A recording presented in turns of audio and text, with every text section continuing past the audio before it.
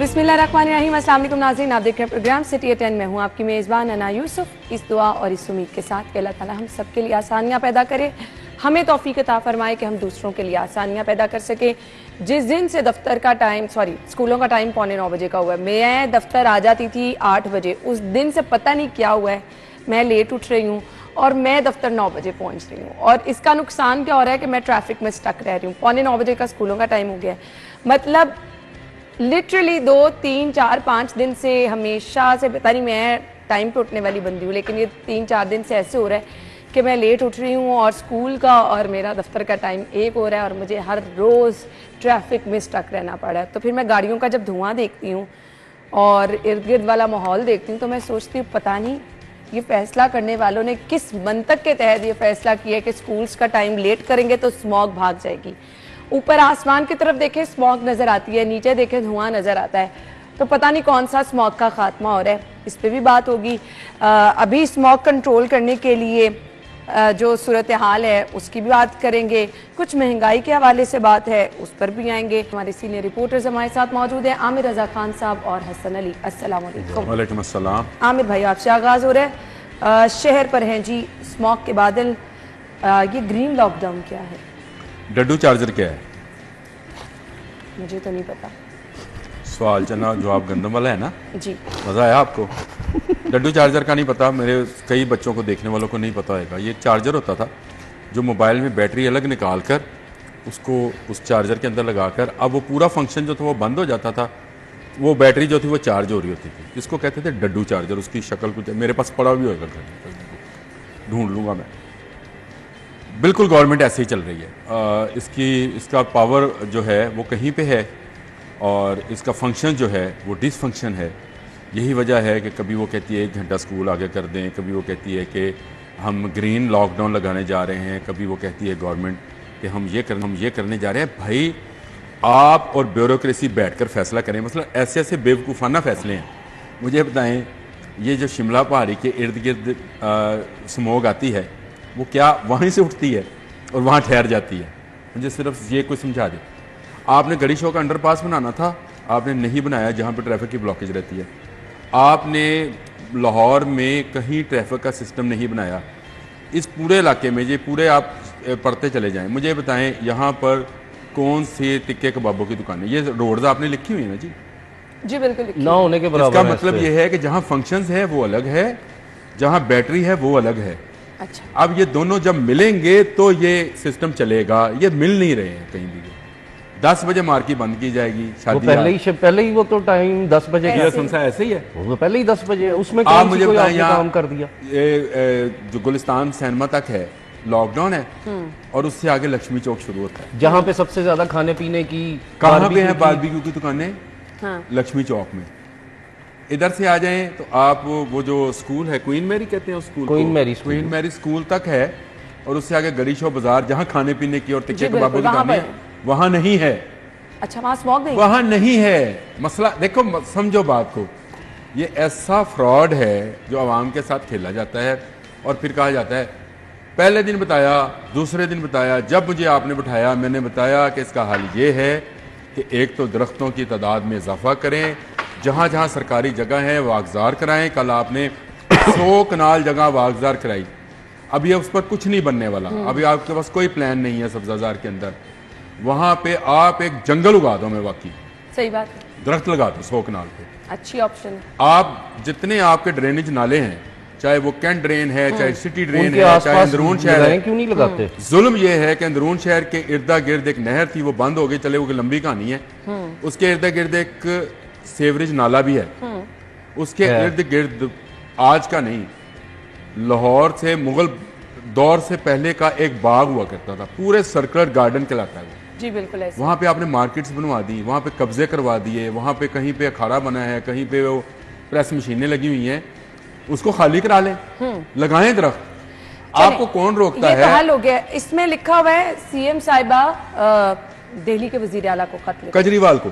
हाँ जी। क्यों खत लिखेंगी दिल्ली के? उसका क्या पूछ काम? रही हूँ। अच्छा, उससे पंजाब पूरा क्रॉस करके दिल्ली खत लिख, मुझे आप तो आ गई ना बात। ये कल यहाँ ऑन द स्मॉग की फ्लोर रीजन तो हल मैंने कर ले, फिर इसीलिए दिल्ली के वजीर आला। मैंने इसीलिए कहा था। मुझे लगता है आप एक खत लिख दें वजीर आला को। किसको? आप वजीर आला को, यहाँ के वजीर आप- आला। मैंने जिंदगी में कभी किसी को खत ही नहीं लिखा। नहीं नहीं, ये तो आमिर भाई ये तो नहीं लव हो लेटर सकता। लिखे हैं मैंने। खत आपने लिखे होंगे। लव लेटर लिखे हैं, उस जमाने में लव लेटर का था, उस जमाने में स्मॉग के लिए कह रही। लव लेटर का उस जमाने में था दौर, जब हम लिखा करते थे।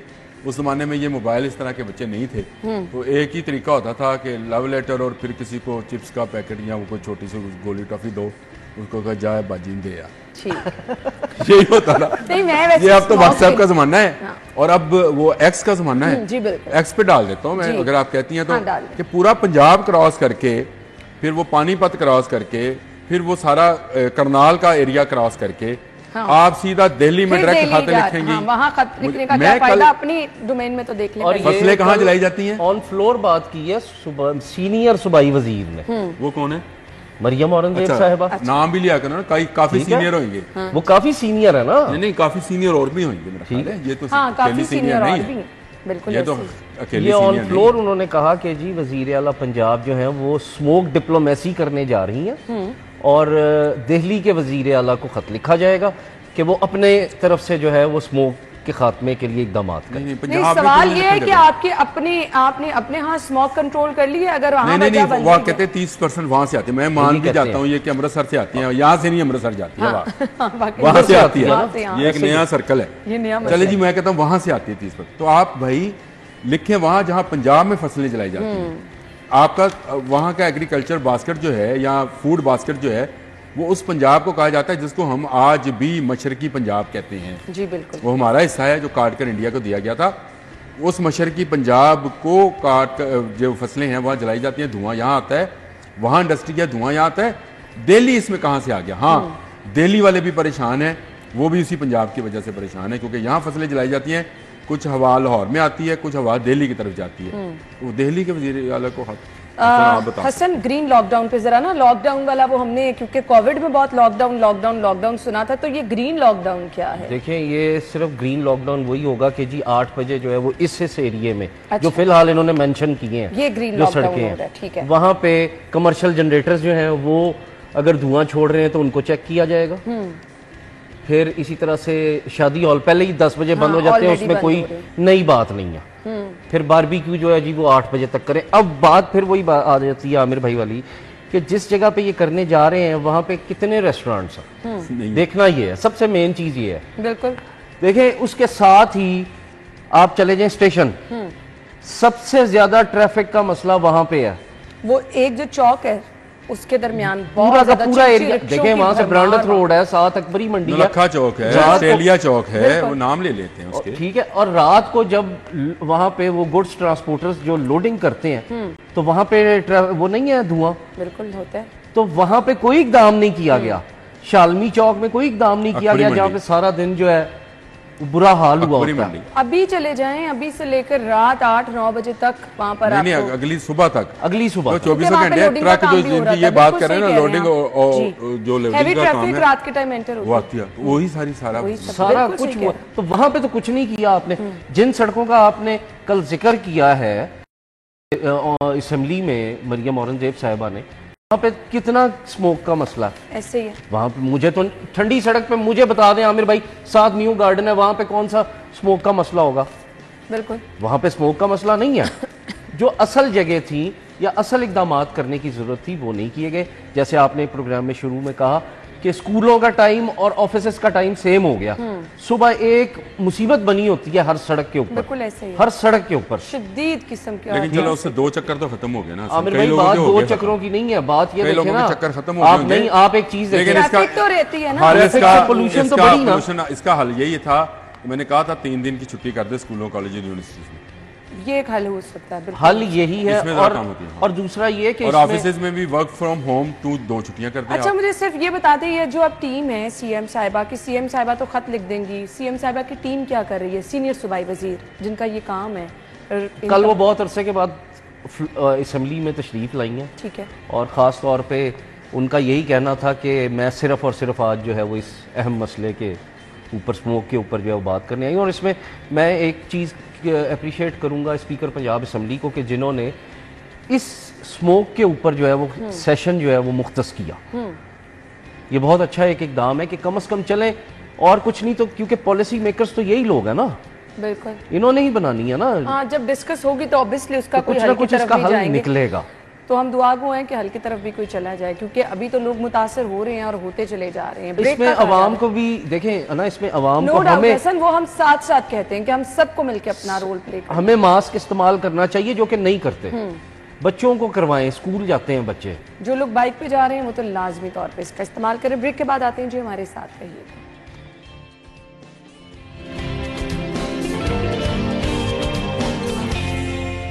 एक बार फिर से खुश आमदीद कहेंगे। खबर यह है जी, कीमतें हैं बेकाबू, दर्जा दोम घी हफ्ते में 100 रुपये महंगा हो गया है और महंगाई की बात हो रही है। असल में आपकी तरफ आऊँ ना, देखें महंगाई जो है वो, अब फिर आमिर भाई कहेंगे कि महंगाई मैं कम इधर हुई। इसलिए उधर गई नहीं।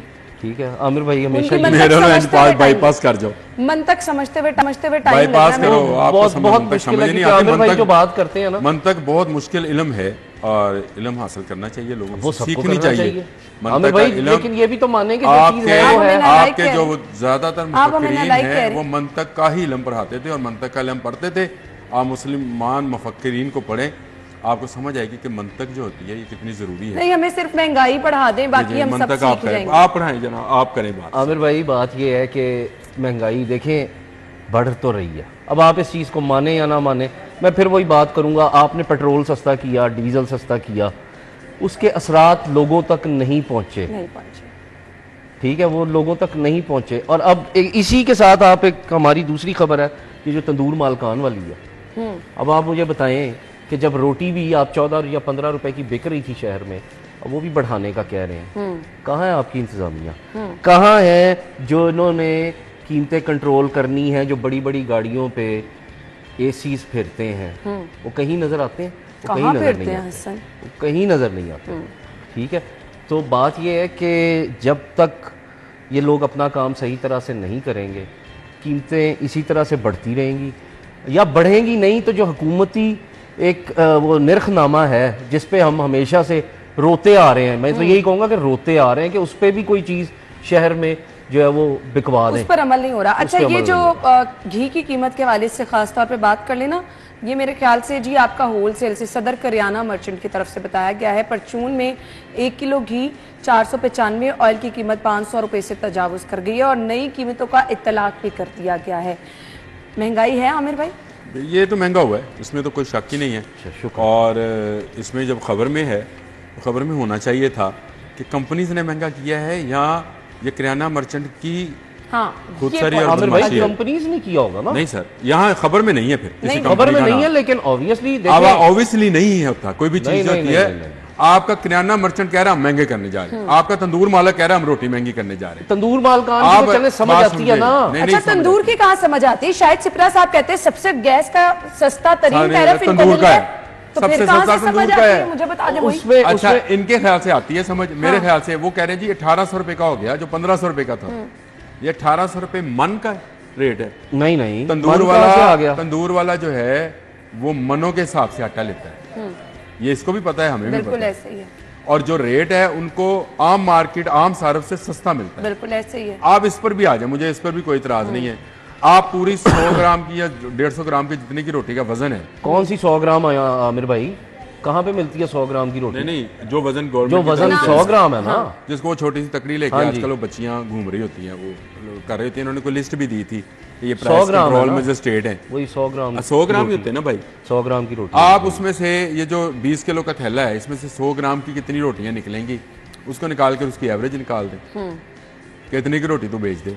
चले, मुझे इस पर भी देखे, हमें भी तंदूर मालकान का भी सोचना चाहिए। हो सकता है वो सही कह रहे हो सकता है किराना मर्चेंट सही कह रहे हो, सही बात है। मुझे इस पे नहीं है। लेकिन आपकी खबर के अंदर मजा तब था जब आप ये बात कहते हैं कि जिन्हें फैक्ट्रीज रेट से जो है वो इतना इजाफा हुआ है, इसलिए आगे इजाफा हुआ है। किराना मर्चेंट कौन होता है कि मैं कीमतें बढ़ाने लगा हूं? ये गवर्नमेंट का काम है। ठीक, देखिए, गवर्नमेंट यहाँ पर काम इसको करे। चेक जो एंड आपने बैलेंस रखे ना। जो आपने लाहौर शहर के लिए सिर्फ मेरा हाल 70 के करीब प्राइस में स्टेट मुकर्रर किए हैं, उनके नंबर्स भी इन्होंने जारी किए, DGPR ने उसका नाम और उनका पता और उनका कहाँ कहाँ वो चेक कर सकते हैं। सीएम साहब ने स्पेशल स्क्वाड बनाना था, वो पता नहीं स्पेशल महंगाई स्क्वाड कंट्रोल। कुछ हाँ, वो बनाना था, बिल्कुल बनाना था, लेकिन उस पर अभी कुछ भी नहीं हुआ। बनाना रिपब्लिक में बनाना था। नहीं सलमा भट्ट साहिबा को नहीं उन्होंने वो तो designate उनको किया। हेड लगाया है ना। इसकी बात ठीक है, जो सरकारी रेट नरखनामा आता है उस पर सिर्फ अंडे आपको मिलते हैं, मुर्गी मिलती है, ये जो मिलती है सब्जियां चीज़- भी नहीं मुर्गी आमिर भाई पिछले दिनों मुर्गी भी नहीं मिल रही थी उस रेट नहीं नहीं की वो बातें मेरे कर- हम मेरे तो- एक मिनट यार लड़ लो, मुझे कोई इसमें इतराज नहीं है। मैंने क्योंकि सरकारी रेट पे खरीदी है तो मुझे इसलिए पिछले दिनों नहीं मिल रही थी। वो आज उसने से वो जो पर्चा नहीं, लगाया नहीं, हुआ था नहीं, नहीं, ना नहीं, गोश्त का और जिंदा का, एक आधी उसी जगह रेट पर एक आधी जगह शायद वो समझ ये रहा है कि अब कीमत जो है वो कम होनी शुरू हुई है, तो अब जो है वो सरकारी शायद हो रेटनामा सकता है, फिर लेकिन ये जो follow हो रहा महंगाई है, का वरना कंट्रोल पहले नहीं करना है हो रहा ना, था। ये गवर्नमेंट को चाहिए कि इस पर कंट्रोल करे। अगर एक्स फैक्ट्री रेट नहीं बढ़ा तो किराना मर्चेंट नहीं बढ़ाना चाहिए और उनके खिलाफ कार्रवाई जो है वो बिल्कुल होनी चाहिए। अच्छा, हुकूमत को मोहलत दी गई है तंदूर मालिकान की तरफ से 5 दिन की, उसके बाद 6 रुपए, इकट्ठे 6 रुपए बढ़ाना समझ आता है। मैं तो पहले ही आपसे कहा है कि इसका एवरेज निकाल लें, चले इन्हीं का रेट बता दें, सही। उससे एवरेज निकालें 100 ग्राम रोटी की, लेकिन फिर 100 ग्राम की रोटी हो। शहर में इस वक्त 70 ग्राम की 75 ग्राम की रोटी आपको मिल रही है, 80 ग्राम से ऊपर की रोटी नहीं रोटी मिलती। नहीं है। और इसमें एक और चीज़ है, मैंने पहले भी जिक्र किया था एक दो दफा, अब एक और नया तमाशा जो शुरू हो चुका है तंदूर मालकान की तरफ से, वो ये है कि सादा रोटी जो आम रोटी है जो 14 या 15 रुपए की बेचते हैं, वो नहीं बेचेंगे। 20 रुपए की रोटी आपको देंगे और कहेंगे जी ये मिल्की रोटी है, इसका जो आटा है उसमें दूध मिलाया हुआ। अच्छा, वाह। ठीक है, नान की कीमत अगर 25 या 30 रुपए मुकर्रर है तो नान 20 रुपए 35 से मुकर्रर है। 40 रुपए का बिक रहा 30 है। रुपए का बिकता है। ठीक है, 30 रुपए का। तो बात ये फिर वही आ जाती है कि कहाँ है प्राइस कंट्रोल मजिस्ट्रेट। सिर्फ बयानात की हद तक चीजें ना रखें। अच्छा, मुझे हसन जरा ये घी की कीमतें समझा दें। अगर ये करियाना मर्चेंट की तरफ से ये ऐलान किया गया है तो यही घी जब स्टोर्स पे दुकानों पर आता है तो इसकी कीमत और ज्यादा जाहिरी बात है, देखें ये होलसेल की कीमत है। ठीक है, जब ये मार्केट में आएगा, मुख्तलिफ ब्रांड्स की जो घी की कीमतें होती है फिक्स नहीं होती प्राइस। जो दर्जा अव्वल जिसको हम कहते हैं उनकी फिक्स है, ठीक। दर्जा दोम की भी फिक्स होती है, ये नहीं है कि नहीं है। लेकिन उसमें फिर वही बात है कि जब ये मार्केट में आएगा, जब फर्ज करें अकबरी मंडी से अगर किसी ने लिया है और वो लेके शहर के वापडा टाउन या किसी और इलाके में जा रहा जी, है, बिल्कुल। तो उसने अपना जो कैरेज है, जो अखराजात है, वो किस पे डालने हैं? वो इसी पे डालने हैं। अगर मुझे इजाजत दे दो, जी जी, यहाँ ऐसे स्टोर्स भी हैं जो डायरेक्ट फैक्ट्री से लेते हैं, हाँ जी, जो बड़े स्टोर उनके पास बड़े-बड़े उनके पास आपको फैक्ट्री रेट पर ही मिलता है। फैक्ट्री रेट पे। उनका मार्जिन भी उसी परसेंटेज के हिसाब से होता है जो फैक्ट्रीज ने रखा होता है। अच्छा, जो ये मिडल मैन है ना, जो कि आपकी सब्जियों को भी महंगा करता है, जो आपकी अजनास को भी महंगा करता है, जो आपके कॉटन को महंगा करता है, जो आपके घी को महंगा करता है, चीनी को महंगा करता है, ये सारा अकबरी मंडी में बैठा, वो अकबरी मंडी में आपका ससुराल भी है ना, अच्छा, अकबरी मंडी में बैठा सारा का सारा माफिया है, माफिया है। और वो जो है वो ये काम करता है। तो घी का ना काम माफिया का बिल्कुल लफ्ज इस्तेमाल कर ये जो दिया है आमिर भाई ने। ये जो है ये वो व्हाट्सएप पकड़े, आपको याद है ना व्हाट्सएप पे वो जी, पकड़े गए बिल्कुल। थे वो कि चीनी कैसे वाला। कीमतें कैसे बढ़ाते थे, कैसे कम, ये वो चीज़ है। इस पर कंट्रोल करना जो है ना, ये गवर्नमेंट का काम है। किसी हड़ताल से, किसी धमकी से, किसी धौंस से, किसी धांधली से ना डरें तो ये काम होगा। अदरवाइज फिर आप इसी तरह से आप कहेंगे कि महंगाई की शरह कम हुई है आमिर रजा की तरह, और लोग जो हैं वो अन्ना की तरह और हसन अली की तरह कहेंगे कि हम महंगाई आपको बढ़ी उस्ताद है, मानते हैं। आपकी मंतक मनता का सबक जरूर समझ मैं नहीं आपसे आती। सीखूंगी। महंगाई का आमिर सबक भाई, मैं अभी आपको आपने- बिल्कुल नहीं सीखने ना, वाली। ना, ना, ना, ये ना। मैं ऑन ईयर कह रही हूँ। मैं आपको अपना उस्ताद भी मानती हूँ, मंतक वाली बात जरूर समझ आती है, मैं आपसे सीखूंगी। नहीं, क्योंकि अभी मैं आमिर वाकई भाई ने सीखना अभी- चाहती हूँ, अभी लेकिन कहा नहीं कि महंगाई घी वाली महंगा बात हुआ। मैं नहीं सीखना चाहती। मैं महंगे कपड़े खरीदती हूँ, मैं महंगी जब ग्रोसरी बच्चों की करने जाती हूँ, हर चीज हर महीने डबल कीमत पर मैं खरीदती हूँ। जिस तरह से कीमतों में इजाफा हर हो रहा चीज है, डबल दूसरी। नहीं वाकई ऐसे अच्छा, है। वैसे 2 इसमें साल एक पहले और से मैं- 2 साल बाद तक डबल कीमतों में सूट इजाफा आपने हुआ है। अच्छा पहना हुआ, ये भी थैंक महंगा यू है सो मच। ये 800 वाला बिल्कुल नहीं है, 800 वाला बिल्कुल नहीं है। ना वो सीएम करें, साहबा पहनती हैं सिर्फ। अजमा नौकरी 800 से वाला। निकलवा देती है भाई, मुझे डर लगने लग गया। माफी मांग लें, हाँ उससे- कह दें मैं अभी ऑन एयर हाँ, और 800 रुपए वाला सूट का कहते हैं तो वो कहती है कि जी मैं नौकरी से निकलवा भी सकती ये है एक दफ्तर शिकायत के के अंदर। टेलर ने सी के भी 800 में नहीं पड़ा। सिलाई नहीं देनी पड़ी, फिर भी 800 का नहीं पड़ा। खैर, अच्छा जी, महंगाई की बात हम कर रहे हैं तो महंगाई बढ़ती चली जा रही है। इस तमाम खबर के दौरान जहां पर आपको तंदूर मालिकान भी कह रहे हैं, हुकूमत को वक्त दे रहे हैं, बाकी करियाना मर्चेंट की तरफ से भी अनाउंस कर दिया गया है, तो फिर आपकी इंतजामिया फेल है, वाइंड अप करना है। बिल्कुल है, फेल बिल्कुल है है। इसमें इंतजामी। मैं तो मशीनरी हमेशा कहता हूँ, तजावजात के मामले में फेल है, ट्रैफिक के मामले में फेल है, आपकी इसमें मैनेजमेंट जो है आपकी स्मोक के हवाले से ये फेल है और महंगाई के हवाले से फेल है। कसूर कहाँ पे है? कसूर यहाँ पे है कि आपकी, मैंने वो फिर डड्डू चार्जर वाली गल, आपने एक चीज़ अलहदा रखी हुई है, वो चार्ज हो रही है वहाँ पे, और वो गवर्नमेंट है, और वो जो आपका फंक्शनली है वो डिसफंक्शन है। यानी आपकी जो मैनेजमेंट और जो आपकी ब्यूरोक्रेसी है वो डिसफंक्शन है। डिसफंक्शन, बिल्कुल आपने सही कहा। सो इंतजामिया से ये रिक्वेस्ट ये है कि मेहरबानी करें, आपके पास प्राइस कंट्रोल मजिस्ट्रेट हैं, आपके पास तमाम फैसिलिटीज़ हैं, बड़ी बड़ी गाड़ियाँ हैं, आपकी पूरी पूरी टीम्स हैं जिनका काम सिर्फ और सिर्फ यही है कि जाके चेक एंड बैलेंस रखना है कि रोटी जिस कीमत पर मिल रही है, जो वजन अनाउंस किया गया उस पर मिल भी रही है या नहीं मिल रही है। कीमतें जो अनाउंस की गई हैं मुख्तलिफ स्टोर्स पर, घी, ऑयल, मुख्तलिफ ब्रांड्स की जो चीज़ें वो उस कीमत पर मिल भी रही हैं नहीं, वहाँ तक तो जाना दूर की बात, सब्जियां ही लोग कहते हैं कि हमें सरकारी रेट पे जो है मिल जाए, बहुत बड़ी बात होगी। ब्रेक के बाद आपको ज्वाइन करेंगे, स्टे विद अस।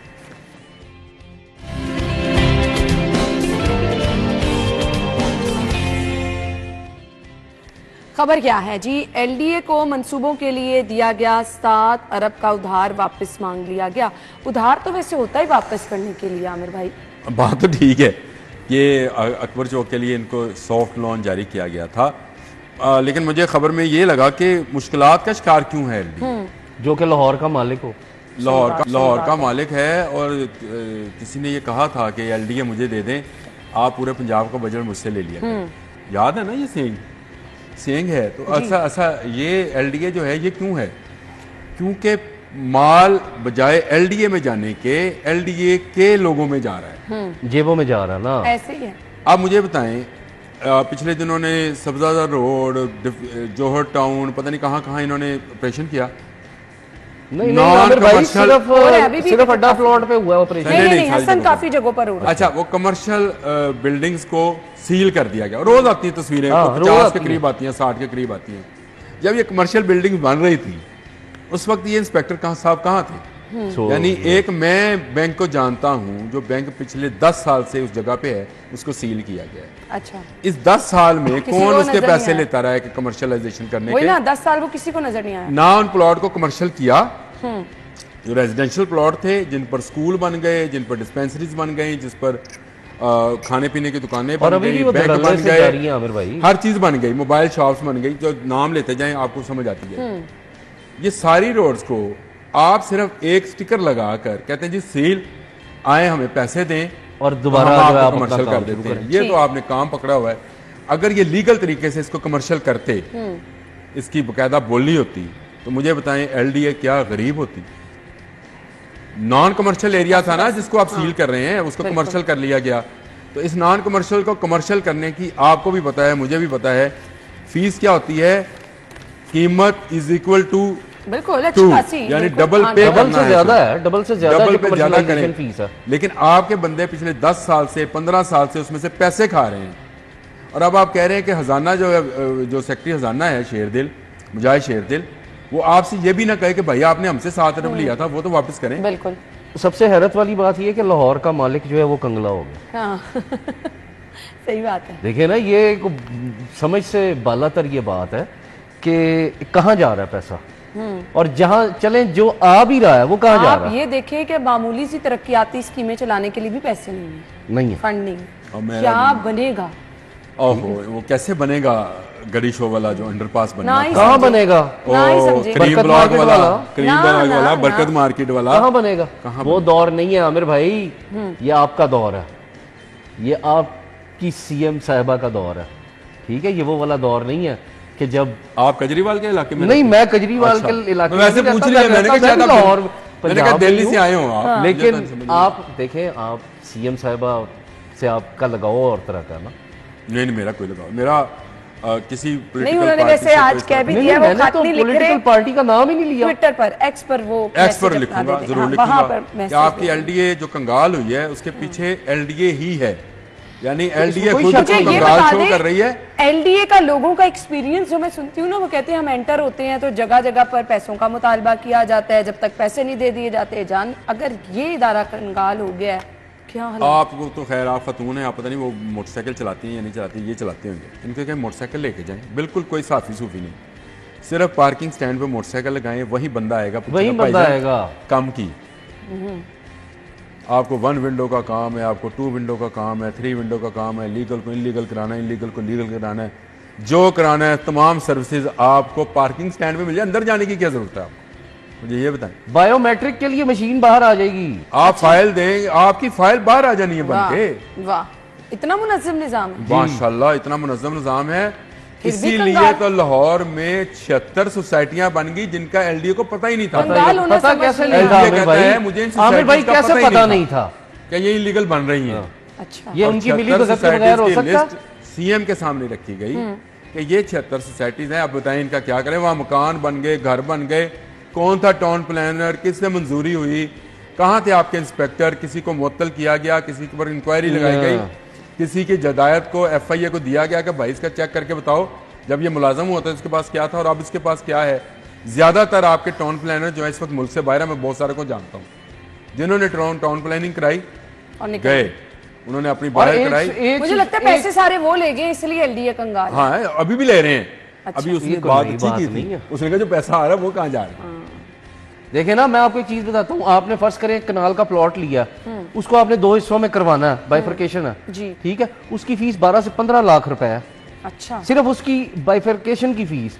ट्रांसफर वगैरह प्लाट हर को चीज तकसीम अलहदा करने है, की। वो अलहदा है हर चीज। तो वो पैसा कहाँ जा रहा है? कहाँ जा रहा है? बिल्कुल सही बात है। फिर कंगाल होना, पैसा कहाँ जाना, ये चीजें तो समझ से बाहर हैं। बाकी जिन मंसूबे जो पाइपलाइन पे थे तो फिर वो नहीं होंगे, कुछ भी नहीं उनके होगा। नहीं, अगर- पाइपलाइन में जो है उसके लिए कहीं से कोई पैसा दुआ नहीं, करें लेकिन आ जो जाए। बजट में रखा हुआ जो होगा, आपने वर्ल्ड बैंक के साथ वो आप तो काम करना ही कर रहे हैं करना। कर्जा लेने के लिए, वो कर्जा लेकर शायद बन हालात जाए। तो नहीं लग रहे हैं, लेकिन देखिए अब आने वाला वक्त क्या है जी। ब्रेक के बाद आपको ज्वाइन करेंगे इस टेबल पर।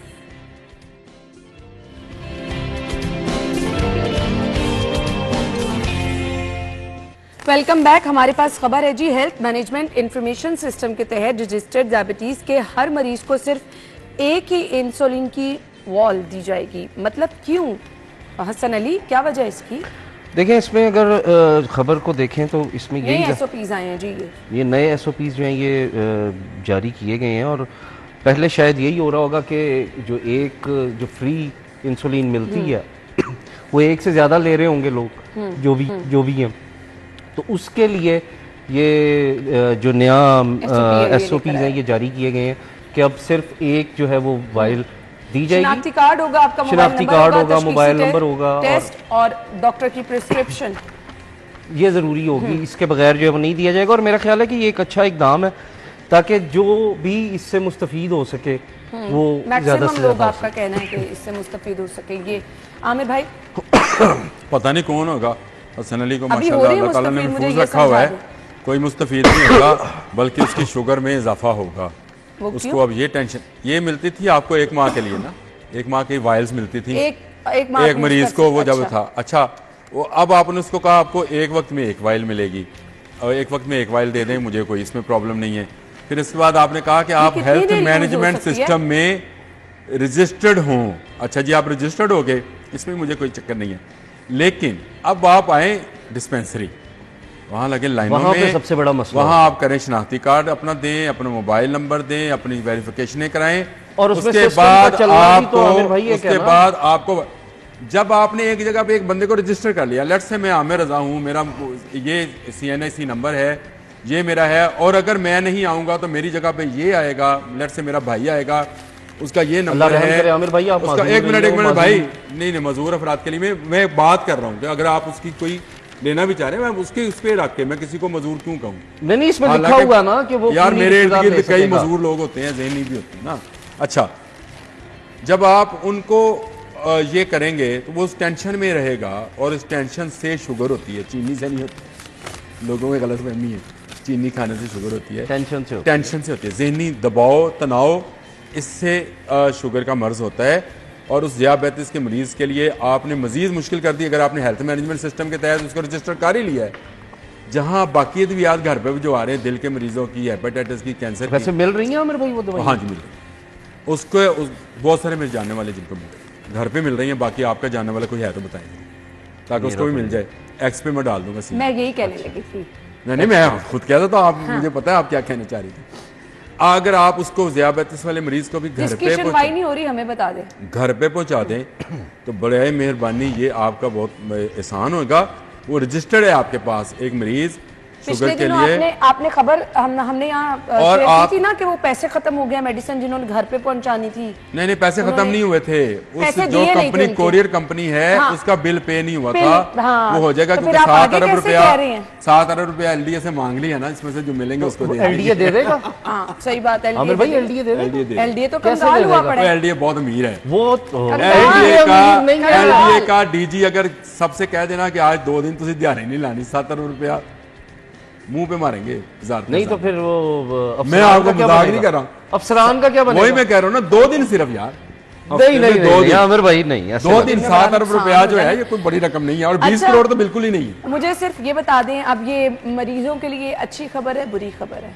मरीजों के लिए बुरी खबर है। मैं क्योंकि खुद डायबिटीज का शिकार हूँ, शुगर है मुझे, तो इसके लिए बुरी खबर है कि वो बेचारे अब जाएंगे हर हफ्ते या महीने जितनी भी वायल उनकी यूज़ होती है, किसी को पता नहीं 16 सीसी लगती होगी, किसी को 10, किसी को 20, उसके हिसाब से है मिलेगी एक वायल उसकी ना, एक वो शीशी से मिलेगी।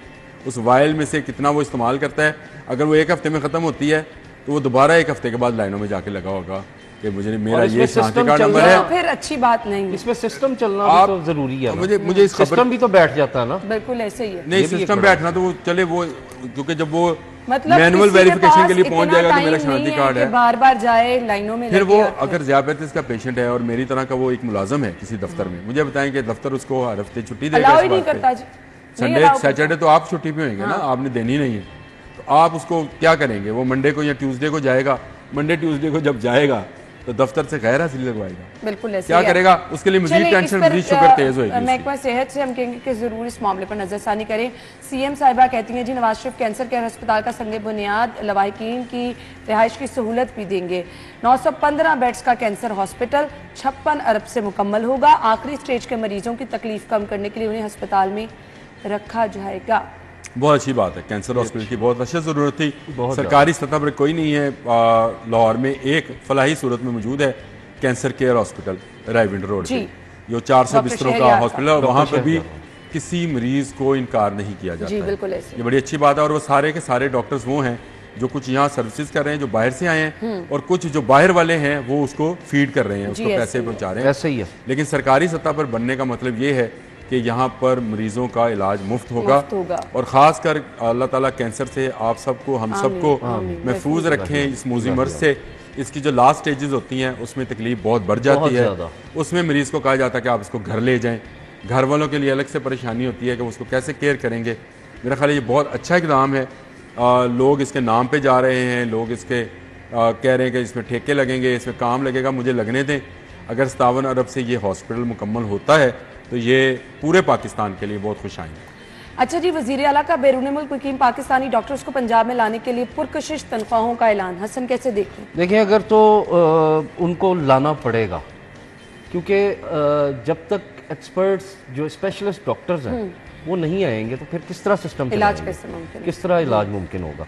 और वो उसी सूरत आ सकते हैं जब आप उनको यहाँ पे हर तरह की फैसिलिटी दें, क्योंकि यहाँ से जाते ही इसलिए कि वहाँ जाके ज़्यादा पैसा कमा सकें। तो अगर उन्हें, लेकिन कुछ डॉक्टर्स ऐसे भी हैं जो हमने देखे भी हैं। अब हमने बात की अभी ये कैंसर केयर हॉस्पिटल की, उसके डॉक्टर शहरयार बहुत पुराने सीनियर तरीन डॉक्टरों में से एक हैं, वो यहीं पे हैं, बिल्कुल ठीक है, और वो काम कर रहे हैं। ऐसे डॉक्टर्स भी मौजूद हैं। लेकिन जाहिर है कि ये स्पेशलिस्ट लाने होंगे, और स्पेशलिस्ट उसी सूरत आ सकते हैं जब आप उनको जो वो बाहर कमा रहे हैं। को आप सराहते हैं सीएम बिल्कुल साहब? है, बिल्कुल अच्छी बात है। ये सही कहा इसने। जब PKLI बन रहा था तो उसमें से जो डॉक्टर लाए गए थे, जिनको बाद में वो साकिब निसार साहब ने कहा था कि आप में क्या काबिलियत है, आपको 15 लाख, तो उसने कहा मैं 35 लाख की नौकरी छोड़ के आया था। मैं सिर्फ इसलिए आया था कि यहाँ के मरीज़ इंडिया ना जाएं, जो कि साकिब निसार साहब के एक ऐसे इल्ज़ाम है या पता नहीं क्या है कि उनके भाई थे कोई सईद नामी डॉक्टर, जो कि बुकिंग करते थे इंडिया के लिए पेशेंट्स की, जिनको ट्रांसप्लांट कराना होता था जिगर या गुर्दे का। तो उनके लिए उन्होंने जो सहूलत थी वो PKLI में जब बन गई तो उनका काम ज़रा ठप हुआ। उस पर बुलाकर डॉक्टर की बेइज्जती की, वो चले गए, उनको दोबारा मना कर लाए। इसी तरह फ्रांसिक लेबॉर्ट्री बनी तो उसके लिए भी जो आए थे उसके बाहर लिए से, अमेरिका बिल्कुल से, आप ऐसे तो ही जानती हैं जी, उनको, बिल्कुल। उनका इंतकाल भी हो गया। इंतकाल हो चुका। उन पर भी ऐसे ही इल्जाम लगाए गए कि आपको क्यों उनसे सराप के पढ़ और लगे वो हुए अपनी हैं। अच्छी खासी तो ये तनख्वाह जो छोड़कर बाहर यहाँ काम पर आए करते थे। हैं वो नई रिसर्च से वाबस्ता होते हैं, नई मशीनरी से उनका तल्लुक होता है। वो अगर आते हैं और उनको कुछ पैसे ला के दिए वक्त जाते हमें, हैं। Thank you so much. हम ब्रेक और हेडलाइंस के बाद आएंगे जी।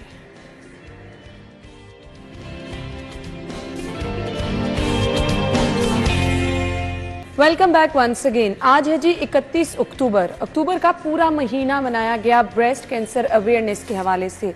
जब बात होती है अवेयरनेस की तो मकसद सिर्फ और सिर्फ ये होता है कि मैक्सिमम इंफॉर्मेशन आप लोगों तक पहुंचाई जाए, हर चीज़ आपको बताई जाए, आपको महफूज रखा जाए। जान है तो जहान है, ये ज़िंदगी की तमाम रौनकें आपकी जान के साथ ही हैं। तो अपनी जान का तहफ़्फ़ुज़ किस तरह से करना है, कुछ चीज़ें जो कि अलार्मिंग चीज़ें होती हैं, अलार्मिंग पॉइंट्स होते हैं जिनको हम नज़रअंदाज कर देते हैं, वो हम आपके साथ शेयर करते रहते हैं।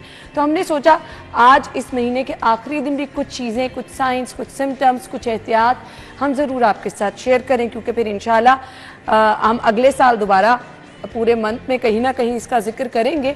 सो हम बात करने वाले हैं जी ब्रेस्ट कैंसर के हवाले से।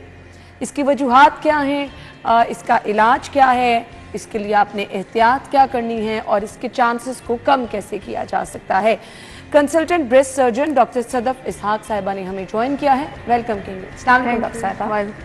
थैंक यू सो मच, बहुत बहुत शुक्रिया। पूरा अक्टूबर का महीना मनाया गया, मकसद अवेयरनेस है। कितनी ज़रूरी है अवेयरनेस? बहुत ज़्यादा ज़रूरी है, क्योंकि पाकिस्तान में 52 more than the half of the population हम ख़वातीन हैं और ख़वातीन की सेहत सबसे ज़्यादा ख़राब है। मिस डॉक्टर्स के पास देर से आती हैं, फिर कैंसर, ब्रेस्ट कैंसर तमाम कैंसर से सबसे ज़्यादा कॉमन है और पाकिस्तान में यंगर ख़वातीन में है, एशिया में, और इससे रिलेटेड डेथ्स बहुत ज़्यादा हैं। इसलिए अवेयरनेस पे बात करनी ज़रूरी है ताकि ये अर्ली डिटेक्ट हो। जितनी जल्दी ये डिटेक्ट होता है उतना ही इसका इलाज आसान होता है। और अगर हर 9 में से एक औरत कैंसर का शिकार हो सकती है, तो ख़वातीन को पता हो कि अगर उन्हें ब्रेस्ट की कोई भी इशू है, चाहे वो बिनाइन है, मलिग्नेंट है, तो वो डॉक्टर के पास जाए। डॉक्टर साहिबा, मेरे ख्याल से अवेयरनेस से ज़्यादा ना एक वो वाला टेंशन, परेशानी, और वो जो ख़वातीन को लगता है ना अगर ऐसा कुछ है तो जाके डॉक्टर को क्या कहें, पता नहीं लोग क्या कहेंगे, ये चीज़ मेरे ख्याल से ख़त्म करने की ज़्यादा ज़रूरत है कि ये बाकी बीमारियों की तरह एक बीमारी है। इस चीज़ को समझाना ज़्यादा ज़रूरी है।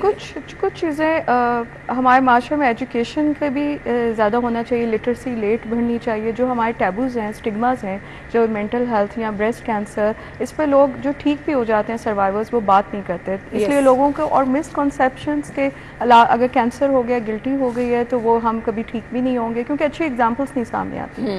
तो इसलिए इस पर बात करना, अवेयरनेस करना, इस टैबू को ख़त्म करना कि ये कोई अगर आपको कोई बीमारी हो जाती है तो ब्लड प्रेशर तो शुगर सारी उम्र आपने मेडिसिन खा ली है। अगर ब्रेस्ट कैंसर डायग्नोज होता है तो after 6 months of the treatment you are fine and then you can live a normal life.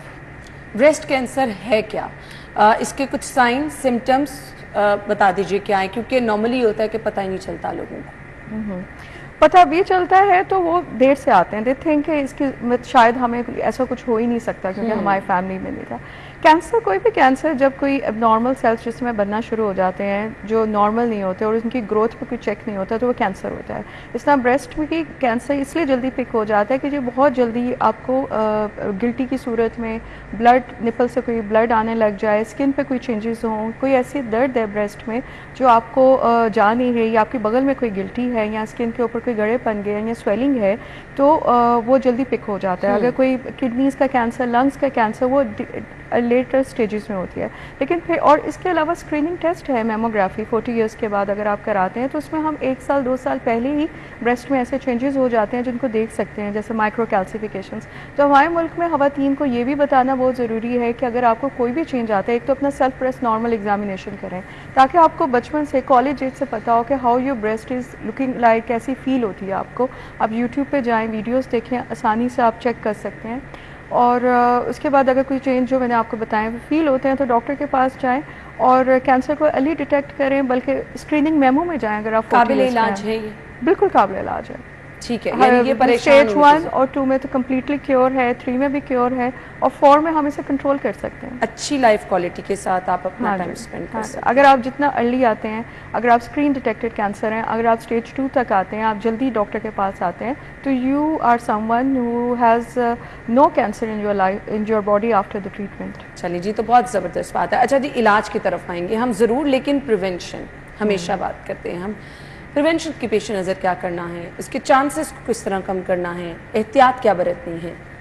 कुछ ऐसे फैक्टर्स होते हैं जिनको आप चेंज कर सकते हैं और कुछ ऐसे फैक्टर्स होते हैं जिन्हें नहीं चेंज कर सकते। कैंसर ख़वातीन में ज़्यादा होता है, इंक्रीजिंग एज के साथ 20 साल, 30 साल, 40 साल में इसका आपका इंसिडेंस, आपको होने का खतरा बढ़ता जाता है। सेल्फ ब्रेस्ट एग्जामिनेशन करें, अपना वज़न कंट्रोल करें। ये किसी भी अगर आप बहुत मोटी हैं, एक्सरसाइज नहीं करती, हार्मोनल इम्बैलेंस है, तो ये आपको कैंसर होने का खतरा, कोई भी कैंसर होने का खतरा ज़्यादा, और क्योंकि ब्रेस्ट कैंसर कॉमन है तो वो उसकी प्रेवलेंस ज़्यादा है तो उसका ज़्यादा खतरा है। अपना स्टडीज़ और रिसर्च के मुताबिक जो ख़वातीन हफ्ते में 5 दिन एक्सरसाइज करती हैं उन्हें कैंसर 30% उन ख़वातीन के मुकाबले में जो एक्सरसाइज नहीं करती उनका रिस्क कम होता है, which is a good number. Like आप 30% इसका रिस्क अपना कम कर सकते हैं। और अच्छी डाइट लें, प्लांट बेस्ड डाइट लें, विटामिन डी, कैल्शियम सप्लीमेंट्स, अच्छी अपनी नींद कंप्लीट करें। जितना आप अपने फिज़िकली फ़िट होंगे उतनी, जितना मेंटली फ़िट होंगे उतनी ही कोई बीमारी आपको जल्दी नहीं आएगी।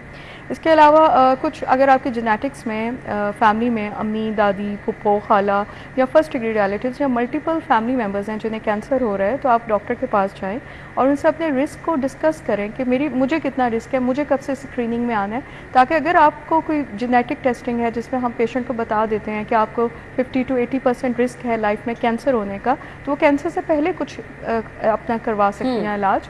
और अगर है तो आप अर्ली स्क्रीनिंग में जाएं, ताकि आपको जब तक गिल्टी बनती है और पेशेंट आता है उससे पहले हम पिक कर लें, क्योंकि गिल्टी बनने से पहले ही मैमोग्राफी या टेस्ट हमें बता सकते हैं कि ये सम एरिया है ब्रेस्ट में जो ठीक नहीं है, और वो बेस्ट टाइम होता है डायग्नोज करने का। डॉक्टर साहबा, इलाज का मरला क्या है, किस तरह से इलाज किया जाता है ब्रेस्ट कैंसर के पेशेंट का? इलाज ब्रेस्ट कैंसर का अब बहुत आसान है, और इस पर इतनी ज़्यादा रिसर्च और इतने ज़्यादा मेडिसिन आ गई हैं कि ये कम्प्लीटली क्योरेबल है अगर अर्ली डिटेक्ट होता है। इसमें आपको सबसे पहले जब आप डॉक्टर के पास जाते हैं किसी भी सिम्टम के साथ, तो वो आपकी अल्ट्रासाउंड और मैमोग्राफी कराएंगे, जिससे हमें पता चलता है कि ब्रेस्ट में वो कौन सा एरिया है जो कैंसर क्या एरिया है। उसके बाद हम बायोप्सी कराएंगे, डॉक्टर्स आपको बायोप्सी कहेंगे। बायोप्सी की भी मिथ्स हैं जिसको मुझे एड्रेस करना चाहिए। कभी भी कोई भी नीडल लगने से आपको कैंसर नहीं होता, तो इसलिए आप बहुत सी ख़वातीन जाएंगी, भाग जाएंगी, घर वाले बहुत से मशवरे गलत देते हैं कि बायोप्सी ना करें। बायोप्सी से कैंसर नहीं होता, उससे पता हमें चलेगा तो हम इलाज करेंगे ना, क्योंकि इवेंचुअली आप हमारे पास आएंगी, स्टेज 4 पे भी आप वापस आएंगी। तो ये भी इंफॉर्मेशन देनी चाहिए। किसी होम्योपैथिक के पास कोई इलाज नहीं है, किसी दम दरूद वाले आपके पास कोई इलाज नहीं है, तो जैसे ही आपको कोई एबनॉर्मल कोई फाइंडिंग आपकी अल्ट्रासाउंड मेमो पे आती है तो आप बायोप्सी कराएं। उस पर हमें पता चलता है कि आपकी कैंसर की टाइप क्या है, इससे बहुत फ़र्क पड़ता है। कुछ कैंसर एग्रेसिव नहीं होते, वो जल्दी टैबलेट से भी ठीक हो जाते हैं, कुछ में कीमो की ज़रूरत पड़ती है, कुछ में टारगेटेड थेरेपीज़ की ज़रूरत पड़ती है। और उसके बाद आपके डॉक्टर हम स्टेज करते हैं कैंसर को कि ये किस स्टेज में आया, ये बगल में गया है कि नहीं आया, हम ये ब्रेस्ट में एक ही जगह पे है, मल्टीपल जगह पे तो नहीं है, ये लिवर में तो नहीं गया, अभी ये फेफड़ों में तो नहीं गया, ये हड्डियों में तो नहीं गया। तो हम एक ट्रीटमेंट से पहले उसको स्टेज कर लेते हैं। और उसके बाद दो तीन डॉक्टर्स जिसमें आपके सर्जन, आपके ऑन्कोलॉजिस्ट जो आपको मेडिसिन देंगे, आपके रेडिएशन ऑन्कोलॉजिस्ट जो आपकी रेडिएशन लगाएंगे, और पैथोलॉजिस्ट, ये तीनों बैठ के डिसाइड करते हैं आपकी कैंसर की स्टेज के हिसाब से कि हमने पहले आपको मेडिसिन कीमो देनी है, हमने ब्रेस्ट कैंसर श्रिंक करना है, या हमने पहले सर्जरी की तरफ लेके जाना है। तो देन एमडीटी डिसाइड करती है कि हमने किस तरह पेशेंट को करना है। 3 चीज़ें तो कांस्टेंट्स हैं, कीमोथेरेपी या new adjuvant targeted therapy, hormonal therapy, surgery और रेडिएशन। और ये 6 माह में इलाज कंप्लीट हो जाता है, और उसके बाद यू आर एब्सोल्युटली फाइन। और फिर आपने हर 6 माह के बाद हमारे पास फॉलोअप के लिए आना है for the first 2 years। And then क्या लाइफ लॉन्ग आपको मेडिसिन पे रहना पड़ता है इस रिस्क को कम करने के लिए?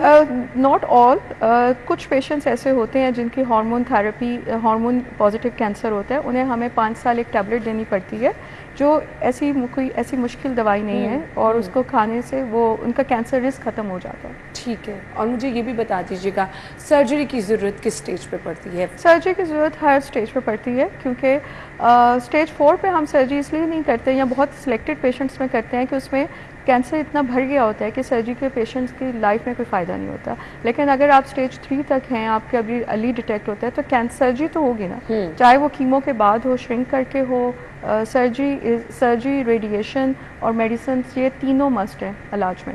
सही। तो कीमो जो है उससे लोग बड़ा परेशान हो जाते हैं कि ये बड़ा पेनफुल किस्म का, नाम सुन के लोग कहते हैं कि जी हमने ये ट्रीटमेंट नहीं कराना। सो वाकई पेनफुल होते हैं कीमो। जिस तरह मैंने आपसे कहा कि हम बैड मैसेज देते हैं सोसाइटी में।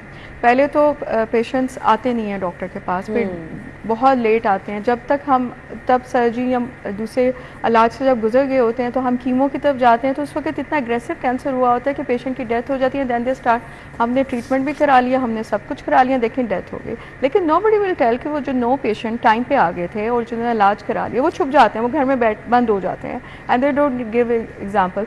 अब जो हमारे पास ऐसी मेडिसिन आ गई हैं कि कीमो के साइड इफ़ेक्ट्स, जिससे थोड़ा सा जब जिस दिन हर 3 हफ्ते के बाद पेशेंट को कीमो लगती है, अमूमन आम मरीज़ों में 8 सेशंस होते हैं, और उनके पहले 1-2 दिन उनको नोज़िया वॉमिटिंग होती है। लेकिन अब ऐसी मेडिसिन आ गई हैं कि हम वो कंट्रोल कर लेते हैं। जब आपको कीमो लगती है तो आपके जिस्म में कोई भी नए सेल्स जो होते हैं वो डैमेज होते हैं, तो आपके बाल गिरते हैं। इस वजह से भी एक टैबू हो जाता है, क्योंकि ये सब मिथ्स हैं जो आप हमारा पर्सपेक्टिव चेंज करने की ज़रूरत है। कि हम अगर किसी के कीमो की वजह से कोई कीमो के ऐसे साइड इफ़ेक्ट्स नहीं होते, जो डॉक्टर्स नो कि हमने आपको बीमारी से बरा नहीं होता इलाज। जी बिल्कुल, आपने सही कहा। और कीमो के जो साइड इफ़ेक्ट्स होते हैं अब हम उन्हें कंट्रोल कर लेते हैं। अब तो टारगेटेड थेरेपीज़ ऐसी आ गई हैं कि जिनके कम साइड इफ़ेक्ट्स हैं, और 6 माह के बाद आपके बाल भी वापस आ जाएंगे। आपकी ज़िंदगी है तो बाकी सारी चीज़ें। बिल्कुल आपने सही कहा। मैसेज क्या होगा देखने वालों के लिए? मैसेज ये होगा कि ख़वातीन के लिए कि कैंसर की गिल्टी में दर्द नहीं होता। अब इसलिए आप किसी भी गिल्टी को या कोई भी आपको चेंज होता है तो उसमें ख़वातीन 2 माह 3 माह 4 माह घर में बैठी रहती हैं। तो जैसे ही आपको कोई चेंज आए तो दिस इज़ योर हेल्थ। आप गले खराब के लिए, फ्लू के लिए, किसी चीज़ के लिए जाते हैं तो आप ज़रूर आप डॉक्टर के पास जाएं, उसको फॉलो करें और डरे नहीं, और अपनी सेहत को प्रायोरिटी रखें। और स्क्रीनिंग, और जितनी जल्दी स्क्रीनिंग करा के इलाज कराएंगे आपकी ज़िंदगी बचने के उतने ही जो चांसेस हैं वो बढ़ जाते हैं। और इस टैबू को ख़त्म करें कि कैंसर पेशेंट्स, कैंसर का वर्ड नहीं लेना डॉक्टर साहब, या इलाज हो गया तो इस तरह नहीं। Cancer survivors are respectful and उनकी स्ट्रेंथ है, रेजिलियंस है। और बिल्कुल आपने ठीक कहा। थैंक यू सो मच, आपके टाइम का बहुत बहुत शुक्रिया। नाज़रीन, ब्रेक होगी, ब्रेक के बाद हम आपको ज्वाइन करेंगे। Stay with us.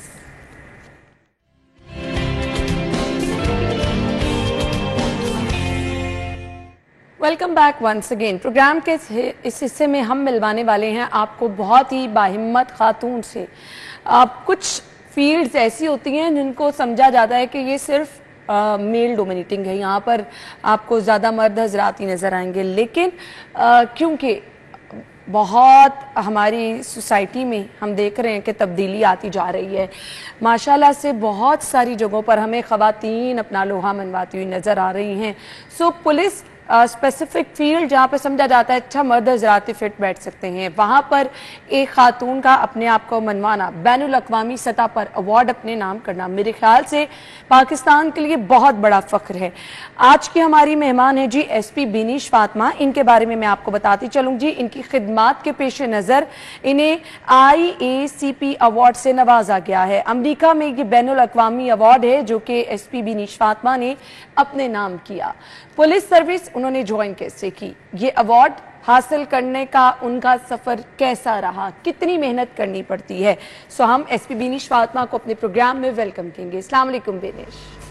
वेलकम सलाम, थैंक यू वेरी मच। आपके वक्त का भी बहुत बहुत शुक्रिया। सबसे पहले तो ये बताइएगा, ये अवार्ड आपकी खिदमात के एतराफ में आपको दिया गया, आप बिलाशुबा मुबारकबाद के मुस्तहिक हैं। ये पाकिस्तान के लिए बहुत बड़ा फख्र का लम्हा है। कैसा लगा आपको, आपकी फैमिली को? Thank you for inviting me. बहुत अच्छा लगा, और इसमें इन ऑल ऑनेस्टी सबसे अच्छी बात ये थी कि IACP international association of chiefs of police 170 countries की को रिप्रेजेंट करती है। 170 कंट्री की पुलिस ऑर्गेनाइजेशंस को रिप्रेजेंट करती है, और इतने उनके नुमाइंदे आए हुए थे पूरी दुनिया में, और उसमें पाकिस्तान पुलिस को रिप्रेजेंट करना और पाकिस्तान को रिप्रेजेंट करना, मैं अल्लाह का बड़ा शुक्र अदा करती हूँ कि ये मुझे अपॉर्चुनिटी मिली कि इतने बड़े क्राउड में, जो कि पूरी दुनिया से जहाँ पर लोग आए हुए थे, वहाँ पे भी were able to take the name of Pakistan police and our country. माशाल्लाह, नो डाउट, और ये आपने कर दिखाया। मेहनत लगन ही इस मुकाम पर इंसान को पहुंचाती है। थोड़ा सा मैं आपका आगाज जानना चाहूंगी, कब डिसाइड किया कि पुलिस सर्विस ज्वाइन करनी है? मैंने यूनिवर्सिटी से जिस वक्त आई वाज ग्रेजुएटिंग, तो तब मेरे माइंड में था कि मैंने सिविल सर्विसेज के लिए अप्लाई करना है, और मैं बिल्कुल कोशिश करूंगी कि मेरा सिविल सर्विसेज में हो जाए। I was also aspiring it as a career, और सिविल सर्विसेज में मेरी चॉइस पुलिस ही थी। हमेशा से मुझे बड़ा अट्रैक्ट करती थी पुलिस, रीजन बीइंग के उस टाइम पे when you are growing up you want to do something different, आपका दिल करता है आप कुछ यू मेक अ मार्क। तो पुलिस एक ऐसी ऑर्गेनाइजेशन मुझे लगती थी जहाँ पे फीमेल रिप्रेजेंटेशन बहुत कम थी। Even as we talk today police के अंदर there are less than 2% females only. तो तब मुझे ये चीज़ बड़ी इंस्पायरिंग लगती थी कि इफ आई जॉइन पुलिस, तो बहुत कम लड़कियां हैं पुलिस के अंदर। सेकेंडली मुझे लगता था कि there is a lot of scope of doing things in this service. तो फिर आई चोज पुलिस और अल्लाह का शुक्र है माशाल्लाह कि फिर I was जब able to do। खवातीन यूनिफॉर्म में नजर आती हैं तो बहुत जबरदस्त एक इमेज भी आता है। अच्छा बीनिश, कुछ फील्ड समझी जाती हैं कि ये तो सिर्फ यहाँ पर मर्द ही जो हैं वो ज्यादा नजर आएंगे या मर्दों के लिए ही ये फील्ड बनाई गई है। मैं बहुत सारी वकला खवातीन को देखती हूँ तो मुझे लगता है कि इतने सारे मर्दों में इतनी खवातीन जो है वो किस तरह से जो है वो चल रही होंगी। इसी तरह पुलिस सर्विस में भी देखा जाए तो एक इम्पैक्ट जो नजर आता है वो ज्यादा मर्दों का ही आता है। फैमिली की तरफ से सम टाइम रिस्ट्रिक्शन आना शुरू हो जाती है कि अच्छा ये फील्ड नहीं ज्वाइन करनी है। सो आपको कभी इस फील्ड में आके ये लगा कि मेरा इंतखाब गलत था? मुझे बिल्कुल भी नहीं लगा। आई am very happy in police. मैं हमेशा कहती हूँ कि मैं अपने आप को अब सोचूं कि मैंने दोबारा से स्टार्ट करना हो तो I don't want to be anywhere else. और I am very passionate about this job. मुझे ये बहुत अच्छा लगता है जो पुलिस का काम है और मुझे बड़ा मैं इंजॉय करती हूँ अपने काम को। Secondly there is no gender of a profession. Profession का कोई जेंडर नहीं होता, ये सिर्फ मेंटल बैरियर होता है कि जो हमें लगता है कि औरतें कर सकती हैं, आदमी कर सकते हैं। आजकल तो वैसे भी it is a time of cerebral strength. आप जितने मेंटली स्ट्रांग हैं आप वो काम कर सकते हैं। अब मसल पावर का तो जमाना खत्म हो गया। हमने कोई तलवारों से जंगें तो अब नहीं लड़नी होती। तो अब तो आप देखें हर दुनिया की फील्ड के अंदर खवातीन एक्सेल कर रही हैं। तो ये सिर्फ एक मेंटल बैरियर है जो हम सोचते हैं कि ये काम औरतों के लिए मर्दों के लिए। I think both genders can do everything. खवातीन को तो कहा जाता है बड़ी पोलाइट होती हैं। सो बीइंग ऑफिसर आप कैसी पुलिस ऑफिसर हैं? सख्त हैं? कभी डंडा शंडा उठाना पड़े तो सख्ती कर लेती हैं या नहीं? हमारी नेचर ऑफ वर्क इस तरह की है। You are dealing with criminals all the time. तो क्रिमिनल्स जो है उनको आपने अकॉर्डिंगली डील करना होता है। At the same time police is working in the civilian population. तो बेसिकली हमारा जो क्रिमिनल है वो भी हमारा एनिमी नहीं होता, वो हमारा डिविएंट मेंबर ऑफ सोसाइटी होता है। तो अभी तो पुलिसिंग के अंदर बात हो रही है रिफॉर्मेशन की, रिहेबिलिटेशन की। अब तो हम बहुत वो जो शोर शराबे वाली मार कुटाई वाली पुलिसिंग है वो तो अब कोई हमसे रिक्वायर भी नहीं करता और हम करना भी नहीं चाहते। अब तो हम बड़ा डिफरेंट तरह से इसको डील करते हैं। और पुलिस का तो बेसिकली रोल ही reforming and guiding the society का है। तो इसमें आई थिंक दोनों चीजें होती हैं। सख्ती करनी पड़ती है आपको डिविएंट एलिमेंट्स के अगेंस्ट, लेकिन जो आपकी सिविलियन पॉपुलेशन है जो कि आपकी 98-99% है उसको तो आपने सपोर्ट करके साथ चलाना होता है। सो बीनिश, मुझे बताइएगा चैलेंजेस क्या क्या हैं आपको यहाँ तक पहुँचने में, जो आपको लगा कि हर्डल्स आई जो आप चाहती हैं कि बाकी आने वाली खवातीन को ना फेस करनी पड़े, क्या है? देखिए सबसे पहली तो यही बात है कि पुलिस के अंदर अभी भी खवातीन 2% से कम है। और जो रिक्वायरमेंट है पुलिस के अंदर खवातीन की वो मुझे लगता है बहुत ज्यादा है। रीजन बीइंग कि आपकी 50% ऑफ पॉपुलेशन जो है वो खवातीन की है और जो आपकी 50% पॉपुलेशन है लॉ इन्फोर्समेंट उसकी रिक्वायरमेंट है। आपको हर वक्त किसी ना किसी तरह लॉ इन्फोर्समेंट की जरूरत पड़ती है। तो ये एक सबसे बड़ी बात है कि रिप्रेजेंटेशन कम है और जो रिक्वायरमेंट है वो बहुत ज्यादा है। नंबर 2, जाहिर सी बात है पुलिस के अंदर क्योंकि खवातीन लेट आना शुरू हुई है, 2008 ऑनवर्ड्स आना शुरू हुई है, तो जो हमारे पुलिस के स्ट्रक्चर्स थे वो बहुत ज्यादा फीमेल ओरिएंटेड नहीं थे, वो मेल ओरिएंटेड थे। तो लेकिन अब ये है कि over the time we have improved them. हमने डे केयर्स बनाए हैं, हमारी मैटरनिटी लीव बहुत अच्छी है, हम खवातीन को इनकरेज करते हैं, हमारे सीनियर्स अच्छी पोस्टिंग देते हैं। आपको जेंडर के ऊपर बिल्कुल अब डिस्क्रिमिनेशन फील नहीं होती, सोसाइटी आपको एक्सेप्ट करती है, आपके सबऑर्डिनेट्स आपको एक्सेप्ट करते हैं। तो आई फील कि अभी जो हमारी इन्वायरमेंट है वो बहुत ज्यादा कंड्यूसिव हो गई है। बल्कि लोग, मुझे फील होता है कि फीमेल अफसरों को बड़ा वेलकम करते हैं और बहुत इंकरेज करते हैं। तो मुझे तो ऐसा आपको मैं अगर ऑनेस्टली बताऊं तो अपने करियर के 7-8 ईयर्स में कभी भी मसला नहीं हुआ। इन ऑल माई पोस्टिंग्स मेरे सीनियर्स ने भी और मेरे जो पब्लिक थी उन्होंने भी मुझे बड़ा अच्छा एक्सेप्ट किया। सही। सो देखने वाली खवातीन को मैसेज क्या देना चाहेंगी? मैं तो सब खवातीन को यही कहना चाहूंगी कि आपके पास अपना करियर होना चाहिए, आपको एम्पावर्ड होना चाहिए और इंडिपेंडेंट होना चाहिए। बाकी सारी चीजें इन चीजों के साथ चलती हैं। तो आप अपनी पढ़ाई अच्छे से करें, जो भी कैरियर, चाहे वो पुलिस का हो, कोई भी और कैरियर हो जो आपको अच्छा लगता हो, आप मेहनत करें, उस कैरियर में एक्सेल करें और then you will realise that sky is the limit. सही। सो मुझे एक और मैसेज आपसे चाहिए। हम बहुत सारी फील्ड में बहुत सारी खवातीन को देखते हैं बड़ा अच्छा परफॉर्म कर रही होती हैं, लेकिन ये अवार्ड हासिल करना और कुछ एक्सेप्शनल कारकर्दगी दिखाना, इसके लिए क्या चीज़ें ज़रूरी हैं? आपको बेस्ट परफॉर्म करना जो है वो किस तरह से, वो क्या चीज़ें हैं जो आपके अंदर होनी चाहिए? देखिए, जो IACP अवार्ड अगर इसका मैं आपको बताऊं तो इसके अंदर they take the entire career profile of an officer, और उसमें वो आपको चेक करते हैं मल्टीपल हेड्स के अंदर, आपकी ऑपरेशनल कैपेबिलिटीज, इन्वेस्टिगेटिव स्किल्स, आपकी एडमिनिस्ट्रेशन, आपकी HR मैनेजमेंट, लीडरशिप स्किल, इन सब के ऊपर वो आपको रेट करते हैं। और फिर उनकी एक जूरी बैठती है जो आपको ग्लोबल पूल ऑफ ऑफिसर्स में से सिलेक्ट करती है। तो it's not just one area in which you have to be good at, you have to be good at multiple heads. तो इसमें ये चीज़ है, लेकिन ऑफ कोर्स आई थिंक जो मुझे सबसे ज़्यादा प्लस पॉइंट लगा इसके अंदर मेरे लिए वो ये था कि मैंने अपना काम हमेशा बड़ा पैशनेटली किया, और मुझे ये जॉब बहुत पसंद है और मैं बड़ी खुशी से ये काम करती हूँ, और somehow I think that was acknowledged, और इसकी वजह से आई वाज एबल। चलें जी, हम बहुत दुआगो हैं कि आपकी आने वाली जिंदगी में भी आप इसी तरह कामयाबियां समेटती रहें, पाकिस्तान का फख्र बनती रहें। Thank you so much and wish you good luck. आपके वक्त का बहुत बहुत शुक्रिया। अपना ख्याल रखिएगा, इजाजत दीजिए, अल्लाह हाफिज।